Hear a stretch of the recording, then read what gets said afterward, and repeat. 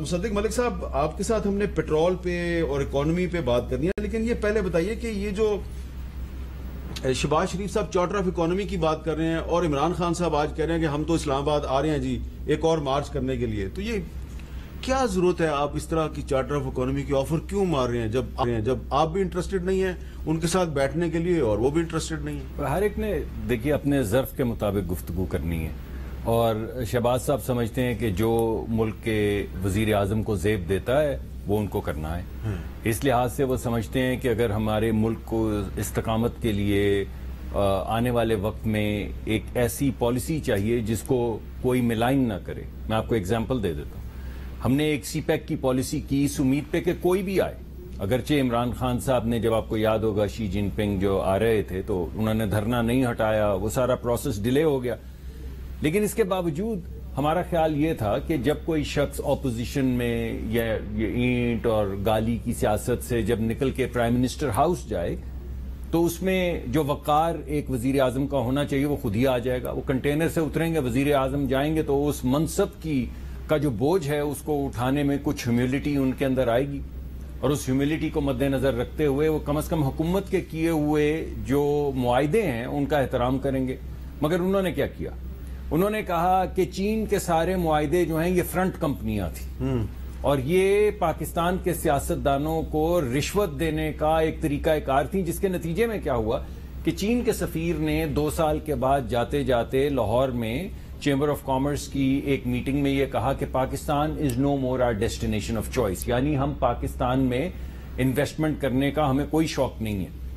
اور نتیجہ اس کا یہ نکلا کہ کہاں پہ $40 ارب کی انویسٹمنٹ کی بات ہو رہی تھی اور کہاں عمران خان صاحب کے آخری سال میں $100 ملین، $40,000 ملین کی انویسٹمنٹ اور $100 ملین کی انویسٹمنٹ، یہ فرق پڑا۔ اسی طرح قطری معاہدہ آپ کو یاد ہوگا کہ انہوں نے معاہدہ کیا اس وقت میں پوری دنیا میں سب سے کم ریٹس پہ، انہوں نے کہا کہ اس کے اندر تو کرپشن ہے، یہاں تک کہ پھر اس ملک نے ان کو کہا کہ آپ ایسا کریں کہ کانٹریکٹ آپ کینسل کریں۔ لیکن جو عمران خان کی حکومت نے IMF سے معاہدہ کیا اس کو تو آپ آگے بڑھا رہے ہیں۔ ہم لے کر چل رہے ہیں نا، لے کر چل رہے ہیں، بہت اچھے۔ تو میں آپ کو یہ کہہ رہا ہوں کہ جس کے ذہن کے جس کے پاس جو سمجھتا ہے کہ جب ایک ملک کسی ریاست کسی معاہدے پہ دستخط کرتی ہے تو اس کی تھوڑی انٹیگریٹی اگر سمجھے اس وقت کا وزیر اعظم کہ وہ صرف کوئی سیاسی پارٹی کا لیڈر نہیں ہے بلکہ ملک کا وزیر اعظم ہے، اور اس کو اپنے ملک کا وقار جو ہے، اگر اس کو نیگوشیٹ بھی کسی چیز کو کرنا ہے کانٹریکٹ کو، تو وقار کو مجروح نہیں ہونے دینا، اور اسی چیز کو مد نظر رکھتے ہوئے وہ ایک رواداری کے ساتھ کہہ رہے ہیں کہ ہمیں ملکی مقدمہ لے کر آگے بڑھنا ہے، سب کو لے کر آگے بڑھنا ہے۔ ٹھیک ہے، عمران خان صاحب جو جواب دے رہے ہیں وہ آپ سن رہے ہیں، وہ اپنی جی جو ان اچھا، سینیٹر مشتاق احمد خان صاحب، آج آپ ہمارے پروگرام میں تشریف لائے، بہت شکریہ۔ یہ بتائیں کہ یہ جو عمران خان صاحب کہہ رہے ہیں کہ میں دوبارہ مارچ کروں گا اور شہباز شریف صاحب ان کو چارٹر آف اکانومی کی دعوت دے رہے ہیں، اور کل پارلیمنٹ کا مشترکہ اجلاس ہے، اس اجلاس میں کچھ لیجسلیشن ہونے والی ہے، میری اطلاع کے مطابق آپ نے کچھ امینڈمنٹس پرپوز کیے ہیں، تو آپ کو لگ رہا ہے کہ یہ چارٹر آف اکانومی پہ یہ دونوں بیٹھ کے بات چیت کریں گے؟ بہت شکریہ۔ بات چیت کرنی چاہیے عمران خان کو۔ میں سمجھتا ہوں حامد میر صاحب کے اس وقت ہماری حکومت، سیاست اور ریاست وہ اشرافیہ کی خدمت میں لگی ہے، اور یہ جو کہا جاتا ہے نا کہ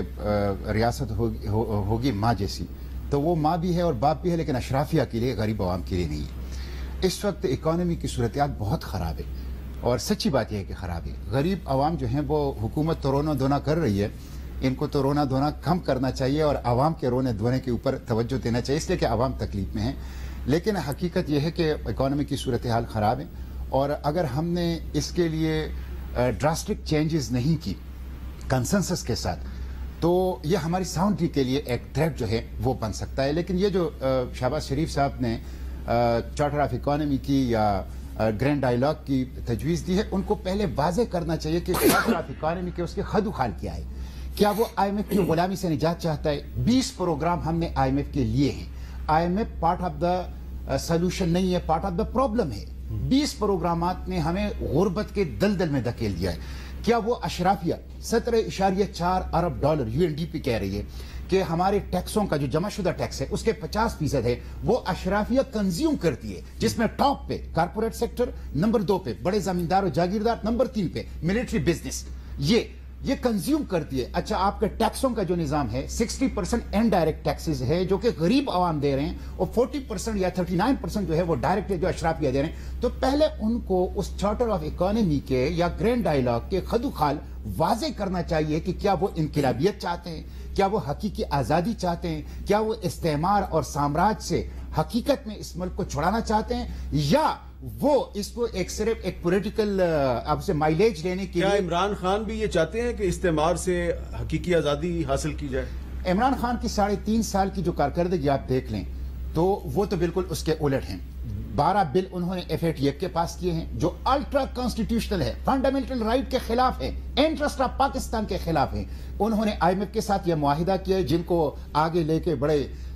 دیانتداری کے ساتھ جو ہے مصدق ملک صاحب لے کے آگے بڑھ رہے ہیں, حالانکہ ان کو وہ پاڑ دینا چاہیے تھا حکمت اور طریقے کے ساتھ. اور اس کے ساتھ انہوں نے اسٹیٹ بینک کی جو